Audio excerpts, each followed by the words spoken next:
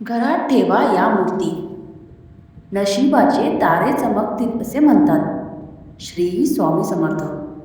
आपलं घर सुंदर दिसत, घरात नेहमी सुख शांती राहावी आणि आर्थिक परिस्थितीही चांगली राहावी अशी प्रत्येकाची म्हणजे सगळ्यांचीच इच्छा असते. तुमची पण इच्छा असणारच. म्हणूनच आपण घर सजवण्यासाठी वेगवेगळे शोपीस, मूर्ती आणि सजावटीच्या वस्तू आणतो. पण वास्तुशास्त्रातील मान्यतेनुसार प्रत्येक मूर्ती घरासाठी शुभ असेलच असे नाही. काही मूर्ती घरात सकारात्मक वातावरण आणि समृद्धीचे प्रतीक मानल्या जातात. तर अशाच काही शुभ मूर्ती कोणत्या आणि घरात कुठे ठेवायच्या हे आपण या व्हिडिओतून जाणून घेणार आहोत. काही लोकांना मूर्त्या भेटवस्तू म्हणून मिळतात. बड्डेला किंवा काही कार्यक्रम असेल, सत्यनारायण पूजा, वास्तुशांती असेल, यावेळी काही लोक आपल्याला मूर्त्या देतात आणि आपण कुठे पण ठेवतो. पण तुम्ही चुकीच्या दिशेला ठेवलं तर तुमचंच नुकसान आहे. पहिलं आपण बघणार आहोत हत्तीची मूर्ती. हत्तीची मूर्ती आपल्याला सुख समृद्धीचे प्रतीक म्हणून आपल्याला सांगते. तर वास्तुशास्त्रातील मान्यतेनुसार हत्ती हा ऐश्वर्य, शक्ती आणि समृद्धीचे प्रतीक मानला जातो. घरात पितळेची, चांदीची किंवा धातूची हत्तीची मूर्ती ठेवू शकता. विशेष म्हणजे बेडरूममध्ये चांदीची हत्तीची मूर्ती ठेवणे अत्यंत शुभ मानले जाते. यामुळे आपल्या घरात सुखशांती आणि दाम्पत्य जीवनात प्रेम वाढवण्यास मदत होते अशी धार्मिक मान्यता आहे. पण मूर्ती ठेवताना ती स्वच्छ आणि व्यवस्थित ठेवणे हे सुद्धा महत्त्वाचे मानले जाते. आपण मूर्त्या आणतो, साफ करायला टाईम नसतो, मूर्त्या आपल्या धूळ खात अशाच पडलेल्या असतात. त्यांना कधी कधी पोळ्यांचे जाळेसुद्धा लागते. ते अत्यंत चुकीचे आहे. तर पूर्ण क्लीन आणि स्वच्छ ठेवल्या पाहिजेत. दुसरं म्हणजे हंसाची जोडी. हंसाची जोडी प्रेम आणि आर्थिक समृद्धीचं प्रतीक मानलं जातं.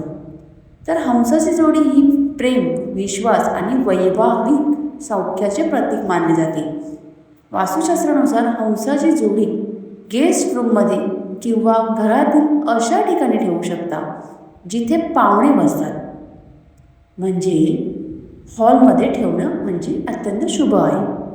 तर दाम्पत्यामध्ये म्हणजे वारंवार जर गैरसमज होत असतील, परिवारामध्ये गैरसमज होत असतील, नवरा बायकोमध्ये गैरसमज होत असतील, तर बेडरूममध्ये हंसाची जोडी ठेवणे शुभ मानले जाते. यामध्ये अशी मान्यता आहे की हंसाची जोडी घरातील प्रेम, विश्वास आणि सकारात्मक वाढवते.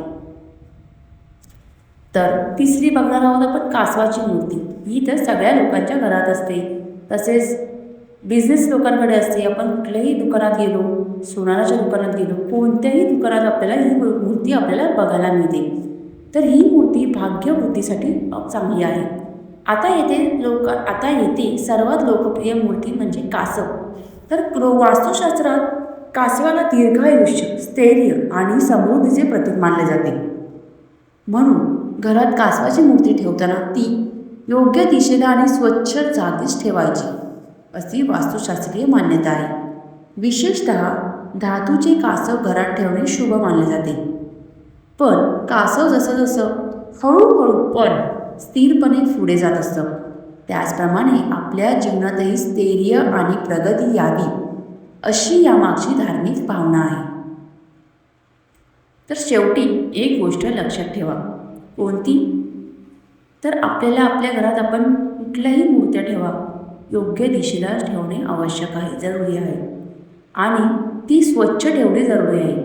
आपल्या घरात कासवाची मूर्ती आपण पाण्यात ठेवतो. काही लोक काचेमध्ये असतात, काचेच्या कासवाच्या मूर्त्या असतात. ठेवा, पण ती क्लीन करा. त्याच्यामधलं पाणी तुम्ही आठवड्याला चेंज करा. पाणी काहींचं संपलेलं असतं तरी लोकांना लक्ष नसतं. ते अत्यंत चुकीचं आहे. तर शेवटी एक गोष्ट लक्षात ठेवा. या मूर्ती ठेवल्याने पैसा किंवा नशीब हमखास बदलतेच याचा वैज्ञानिक पुरावा नाही. तर या वास्तुशास्त्र आणि धार्मिक मान्यतेवर आधारित श्रद्धा आहे. पण घरात कोणतीही मूर्ती ठेवताना स्वच्छता, श्रद्धा आणि सकारात्मक वातावरण यांना नक्कीच महत्त्व द्या. आणि मला आता कमेंटमध्ये सांगा की तुमच्या घरात यापैकी कोणती मूर्ती आहे. कमेंटमध्ये नक्की कळवा मला. आणि तुमच्यासुद्धा काही अटी असतील, काही तक्रार असतील, काही मला याच्या व्हिडिओमध्ये तुमचं काय खटकलं असेल तर मला कमेंटमध्ये नक्की कळवा. धन्यवाद. कमेंट करून लाईक करायला विसरू नका आणि श्री स्वामी समर्थांचं नाव घ्यायला अजिबात विसरू नका. धन्यवाद.